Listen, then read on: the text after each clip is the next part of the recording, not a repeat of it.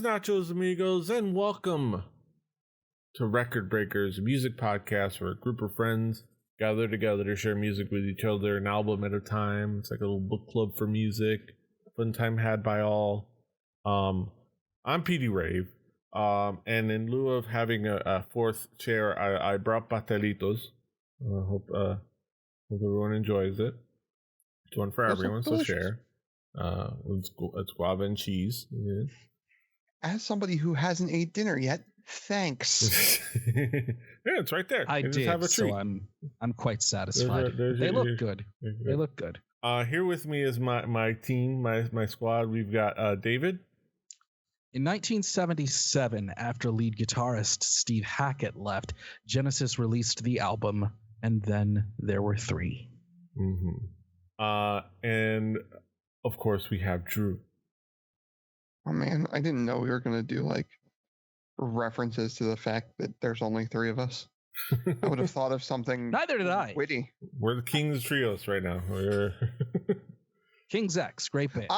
This is our Rise of the Triad. Yes. Call back to pre-show the show. Yes.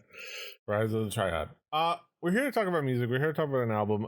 We didn't get a chance to talk about Ayumi Hamasaki. We'll get to that in the future.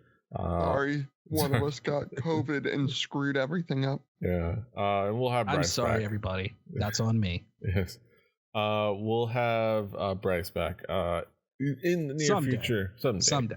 But we're here to talk about an album. I went ahead and slotted in my pick of an album, and I just kind of wanted, I don't know, something fun, something Latino, something bring back more salsa to kind of expose people to salsa for fun times.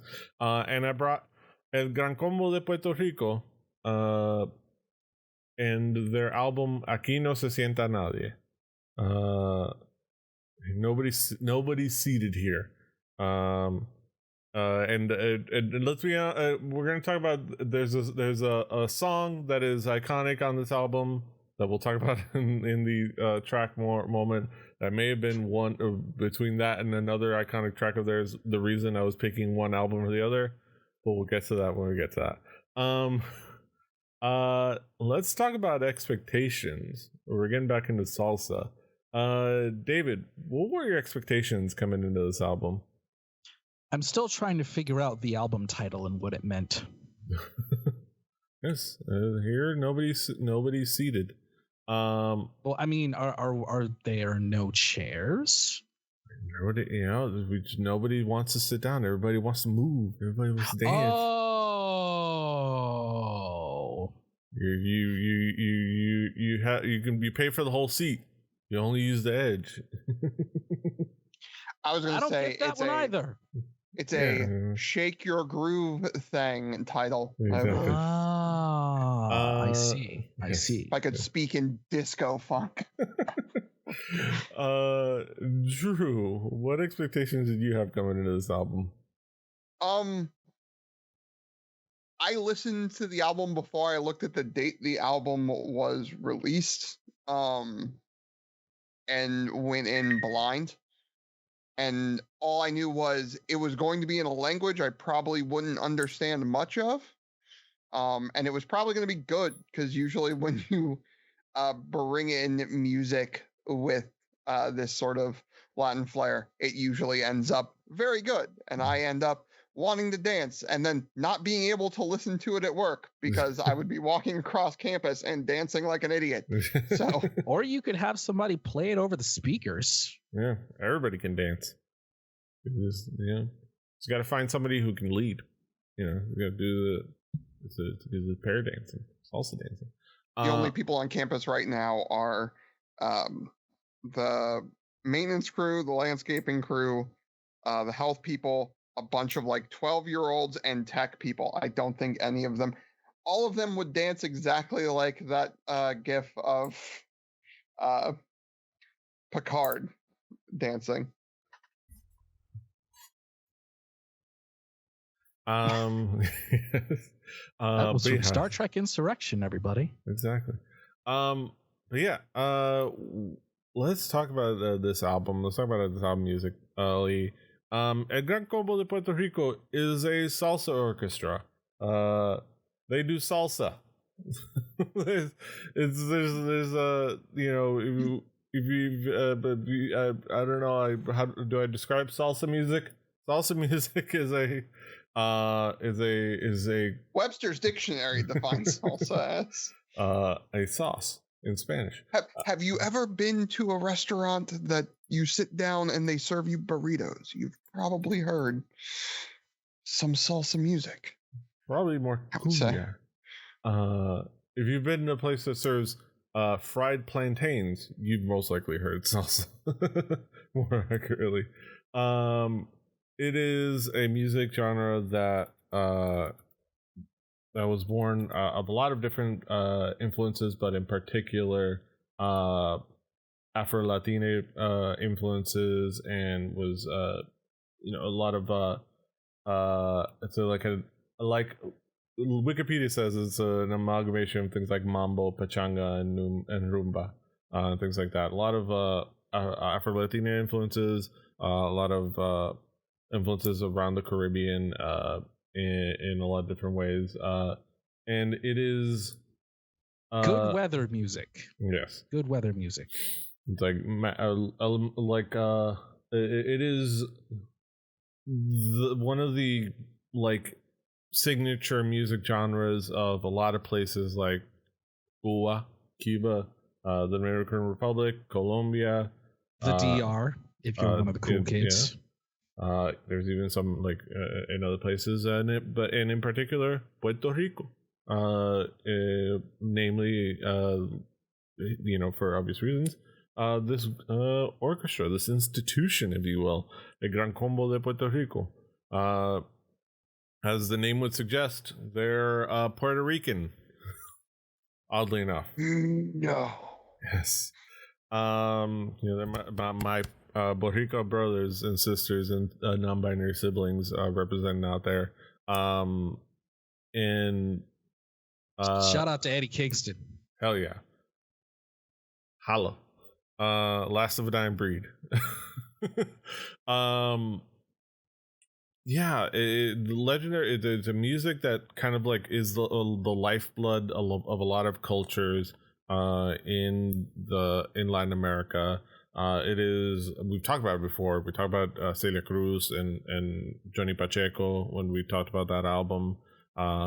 This is one of those signature groups that has a bunch of iconic hits that you can play at any party in South Florida, in Latin American countries, anywhere, and it will get everybody moving. Everybody knows all the words. South Dakota, maybe, but it is a bunch of it is music that is legendary and iconic, and you know, these are bangers. And we have a song in here as one as well. And it is, you know, just music that makes you feel good. Music that gets you moving, music that gets you singing. It's got there's a genre of multi-instrumentalists, a genre of varied percussions, a lot of hand percussions, a lot of horns, a lot of in particular like orchestras or big groups or big bands from its like, you know, jazz roots and its roots from there.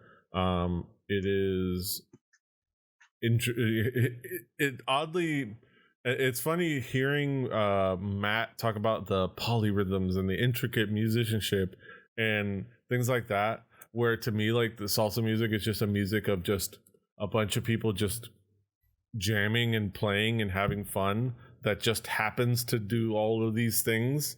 Like, it's just people hopping in one at a time and just there are some numbers in this. There are some numbers. Yeah, and like it is for a genre that is built on just people coming in and popping in and made for like just the people joining in and just jamming together. It does have some really great musicianship, and This is one of those. It's a tight vibe. Yes, one might say. This is one of those legendary groups, and this is that. This is one of those iconic groups, and this is an album that has one of their songs, but it's a really solid album. Yeah, let's talk about it, how you guys see it. David, how would you describe this album musically? I would describe this album musically as a introduction to Salsa 101, but I mean that in a good way. It doesn't overstay its welcome.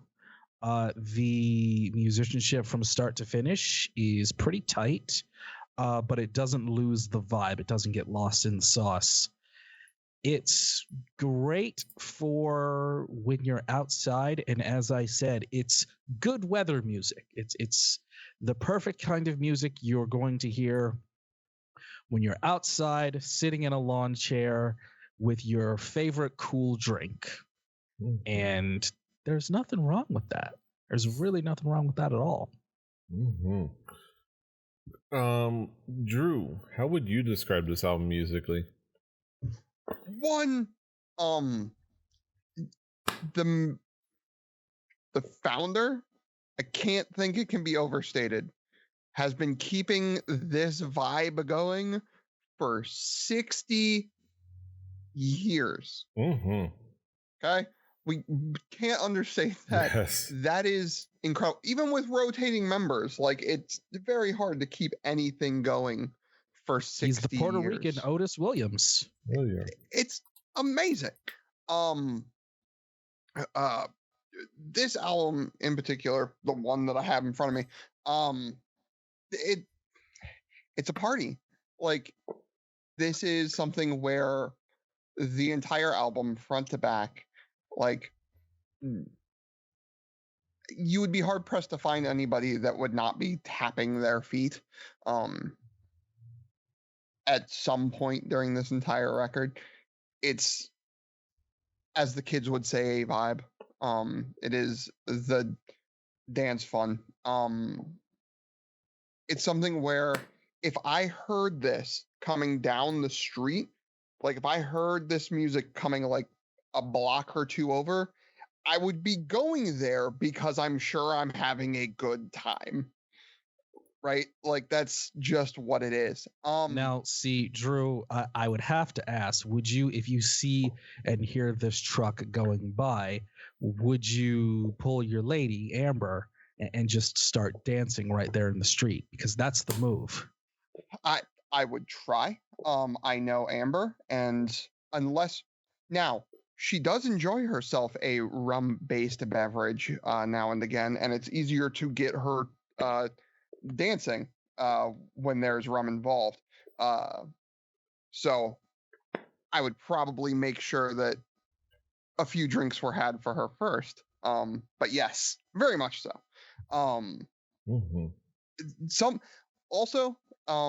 There's a skit. I don't want to necessarily mention the comedian who did the skit for reasons that maybe become apparent to some people who remember it. But there is a lot of great piano in this that reminded me of a joke of like, okay, different races get dancing to different types of music. Yes. There we go. Yes, indeed. Somebody knows who I don't want to mention. Oh, yes. John Mayer was in that skit. I used to have one of those sketches memorized, like Shakespearean dialogue, and I can't do it anymore. Yeah.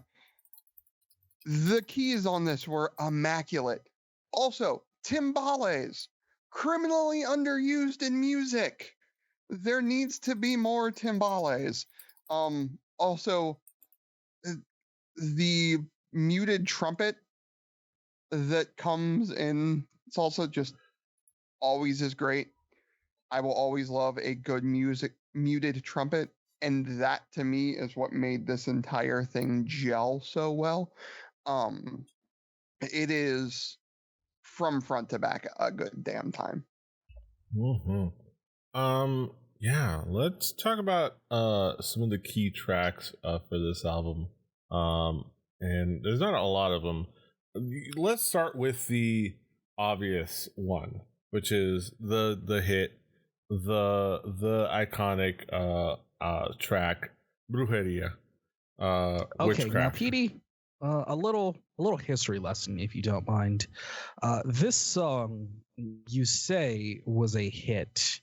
Can you tell us a little bit about where it was successful, where it blew up, and what the time frame of when it was successful? It was. My main experience has been that it is one of those iconic tracks that you hear everywhere. You hear on any salsa radio station. You hear it on at any party. You hear this or no hay cama pa tanta gente at any place. Like it is one of those legendary tracks that that has been long standing since then. It is a fun track. It is a simple the theme, it's like, you beguiled me, you've So done it's witchcraft. the salsa equivalent to September by Earth, Wind, and Fire. It's one of those, yeah. It's one of those. There's quite a few, and Gran Combo has a couple of them. But it is, like, you can. It's one of those that everybody's singing along to, and like it has once it begins, once those horns, and once that once the kind of the rhythm starts, and then those horns kick in, what's coming, and you're like, all right, everybody's ready, and it has a lot of fun moments, a lot of fun sing-along moments, then quite like going like bruja demonio just like screaming like that at the top of your lungs. It is one of those fun tracks. But going back to some of the other tracks, like Ma Feo Que Yo is a nice opener. It means uglier than me. It's about losing your girl to somebody uglier than you. Like, it's just that simple. It's like, I mean, not only like it's not so much that I'm not just mad that I lost my girl, but the guy is uglier than me. Like, it had to be that guy. Come on. Yeah, hate to see it. It starts the vibe of things, like and things like así son, which is así son las mujeres. That's how women are. It's a little dated, but as far as like the lyric content, but it's a fun track. It was the 70s. And Los Celos de Mi Compay, which is a nice like vocabulary lesson for your Spanish. This is a regional word that kind of alters the word compadre, which kind of is like friend, buddy, friends, companions. Caballero, yeah, if you will. Compadre or comadre, friends, compay. It's a regional thing. Let's go to you guys. David, what would be some of the key tracks for you? The first half of Nido de Amor, track 5. I really got into the first half of this song. It really kind of dragged me in. I was not aware of the popularity of Brujeria at the time when I listened to it, but it definitely stood out amongst the rest of the album. It had a chorus. It had a great verse, and now the way Petey describes it now makes a lot more sense. I can understand why this song is iconic within the culture. Absolutely. Also, Mujer Boricua. I enjoyed that one too, the final track. Mm-hmm. Drew, What would be some of the key tracks for you? Opening with how did you pronounce it again? I don't want to seem as super white as I super am. Well, the first track, Más Feo Que Yo. Correct. Uglier Than Me. It is a perfect way to lead off. It is, to me, it is a party song. I can imagine like a street festival or something like that with little kids dancing around out front on the stage while dad's drinking a beer and what have you. I'm gonna say Adele, and I think I'm gonna be wrong. Track 4. Is that right? It was Like close enough. Adela. Adela. Adela. The sultry horn line in that song that like sort of begins it and leads you in, I think is something that is to be commended. I love that sort of stuff. And then Brujeria, the vocal chorus is awesome. And it keeps coming in. There is definitely a fun vibe, and like some of the lyrics, looking them up, maybe a little dated. Yeah. But I mean, you have tons of songs about the wiles of a vexing woman that feels like witchcraft. So it's of the time. It's kind of how you portrayed it a little bit. It might be portrayed a little bit differently nowadays, but it's definitely something that like it's a theme. And it's one that resonates. Sometimes you look at somebody that you're attracted to and you feel like you're under a spell, and it just so happens that a lot of times in music of that time period, it was a woman being witchy, as it were, and the feminine wiles being something that were vexing. It was the drugs. Also the drugs. Yeah. Were women the first drug dealers? Well, yeah, if you think about it. In their own way, yeah. I mean, am I wrong, fellas? Am I wrong? And ladies. Some ladies. And some ladies. If statistics are correct, 10 to 20% of the population. Yeah, roughly. Probably more. We're finding out If you more. have a problem with that, you can yell at me on Twitter at KingCast. Yes, exactly. Yeah. Let's bring it back around the horn. Talk about some conclusive thoughts. David, how would you conclude on this album as a whole? I liked it, but it is very much single purpose.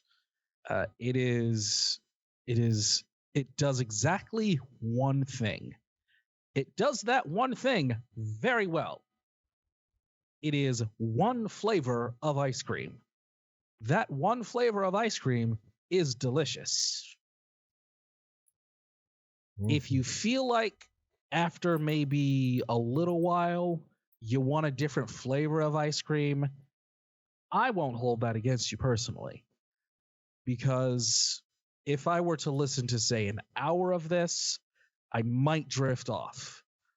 If you feel yourself drifting off a little bit, I want you to know you're not alone. I enjoyed this. I enjoyed it start to finish. It's all killer, no filler. It is quality, enjoyable salsa. I had fun with it. If I weren't going to die alone, I might have someone to dance with through this album. But I digress. Yeah. This was fun. This was fun.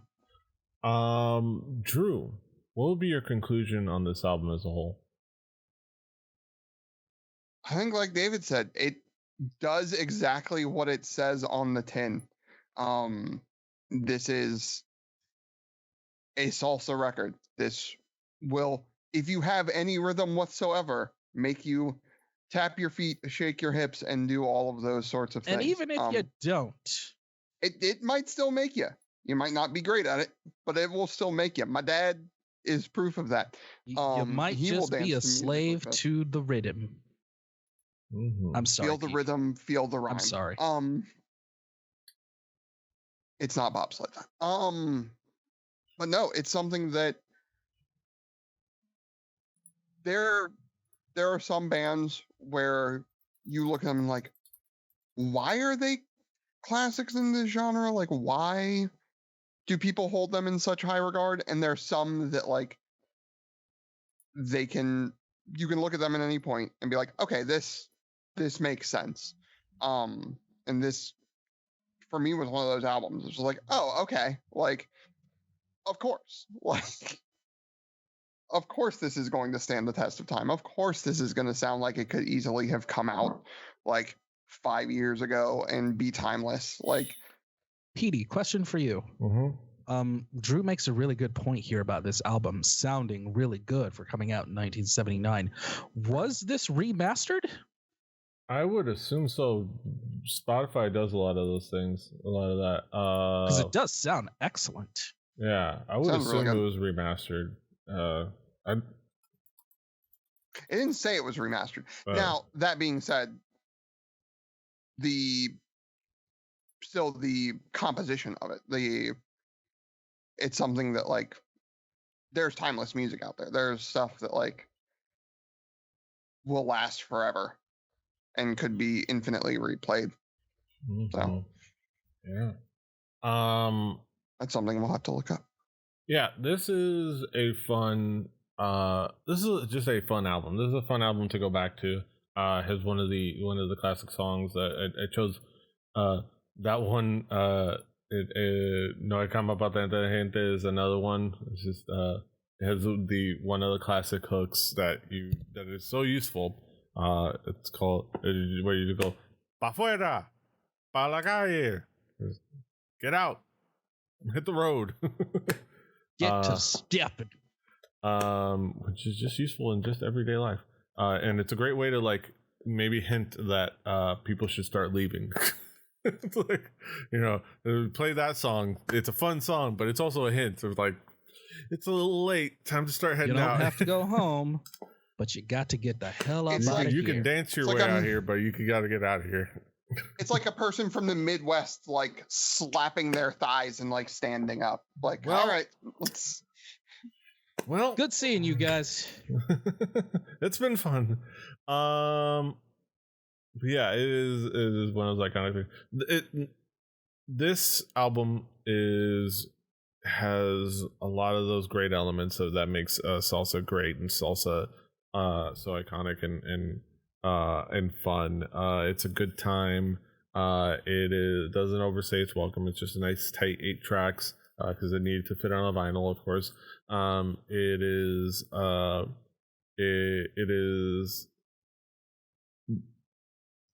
is well played, well constructed. It is well directed.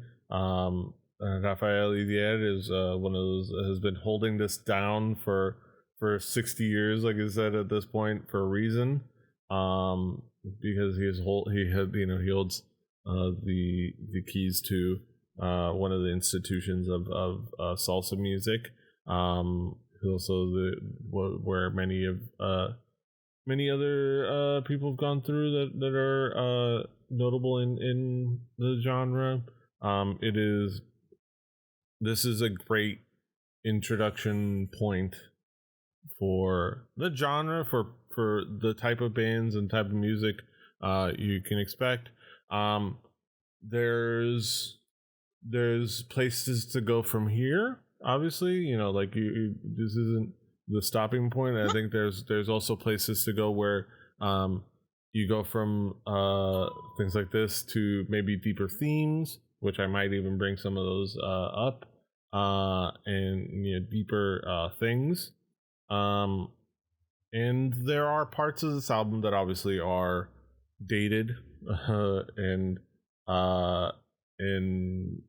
with elements of, let's just say it out loud, misogyny and things like that. And so it is worth coming in with that understanding of that, if you understand the lyrics. Kind of like the classic trope of blaming the woman for her feminine wiles causing you to do bad things. It's like but I mean, with but that, to be fair, She's a Jezebel, by God. with those themes, like, we would also have to completely discredit 90s hip hop. yeah, Most of the disco era. Yeah. Led Zeppelin. It's one of Led those Zeppelin things. Like I as an said, entirety. yeah. Like I said, Most it's of rock and roll, like past like 72. And one could argue that it's more about making sure that you have it in your mind that yes, this is what you're going to expect, and it's important not to ignore it, but it's important to kind of like set it aside for a moment, look at it for what it is, and enjoy the good parts. It's good that we've grown. That we've noticed this. And this is a good place to start with salsa music, and then you can always go forward and explore a lot of the different artists of the time, different artists that are out now. There's great salsa music being made now. There's great Latin American music being made now, and like we've explored here on the show before. But this is a great place to start with salsa. Gran Combo de Puerto Rico. Those are our thoughts on this album. Now we get to the moment we've all been waiting for, the main event of the evening, our Haiku Reviews, where we sum it all up in poetic form, hit you with the 575, the poetic goodness. Let's get down to the nitty gritty. Haikumero numero uno. David, what is your haiku? Salsa tradition. It knows who and what it is. Not too bad at all. Drew, what is your haiku? Lovely salsa groove that will get you on your feet. I can't understand it. My haiku. A fun release from a salsa institution. It gets you dancing. Also, about that. Those are our thoughts on El Gran Combo de Puerto Rico. Aquí no se sienta nadie. Check it out on our Spotify playlist. Play Record Breakers, the home game. Do your due diligence and your due diligence. We got 2 playlists on there. One with the episode slotted in conveniently, so you can listen to the album and then listen to our discussion. And then one without, so you can just listen to the albums and then decide to listen to the episodes on your own. Or use it as your own a shuffle. Just listen to it. Petey works very hard on this. Yes. He works very hard. You can play Record Breakers Roulette and just put it on shuffle, and just you'll go on a journey. You'll go on an adventure. And if you shuffle them, you'll hear Patrick. You won't hear me, and that's fine. But yeah, go check it out. That's it. On that Spotify playlist will be next week's record, and that'll be provided by David. David, what have you got for us next week? I have actually spent quite a bit of time deliberating on what I wanted to bring. And sometimes in your favorite genre, there is a group, an act, an artist that has been around for a long time, as long as your favorites, or as long as some of the legends and the classics of the genre. And you've listened to them in passing. They've kind of been in your periphery, maybe in a random playlist. Maybe back in the day you listened to a streaming radio station. You might have heard them in passing, but you never really took a chance to dig really deep into their catalog. And I'm going to do that with this episode of the Record Breakers podcast. And I'm going to bring in Swedish progressive rock band Kaipa and their album from April of 2022, Urskog. I know I didn't pronounce that right. My Svenska is terrible. But the band is Kaipa. The album is Urskog. So we'll look forward to that. But that'll be next week, and this is this week. And you can, of course, find us all over the internet. David is at Call Me DJM. Drew is at Extra Don't follow X. me. I'm terrible. I'm at PD Rave. The show's at 4 Record Breakers. That's the number 4 Record Breakers. Pastelitos are at your local Cuban bakery, if you have one. That's where you can find the pastelitos. RecordBreakersPodcast.com, RecordBreakersPodcast@gmail.com, Rebelli.net for this and other shows, Rebelli TV on Twitch, on YouTube. You can watch us live there for this podcast and all of our other fun things that we do there, including our D&D show Through the Tomes, my Witcher streams with Daisy. I'm gonna at some point find a time to get back into continuing the Mass Effect stream, so look forward to that. More Mass Effect playthrough and other games. I'm starting to like coordinate some fun schedules to allow for some more random games to play. Maybe some more Hades runs. I gotta get back in there, see how far I can get in there. But yeah, go check out the channel and follow there. Catch Rebelli TV when it goes live. But yeah, thank you for hanging out with us. Do all the things. Until next time, hasta los huevos. Toodaloo. Luke Hash tag find. Annyeong. The first track on this Petey. album is almost 19 minutes. This is gonna get weird. Take a pastelito and the cafecito is over there. Just pick up it.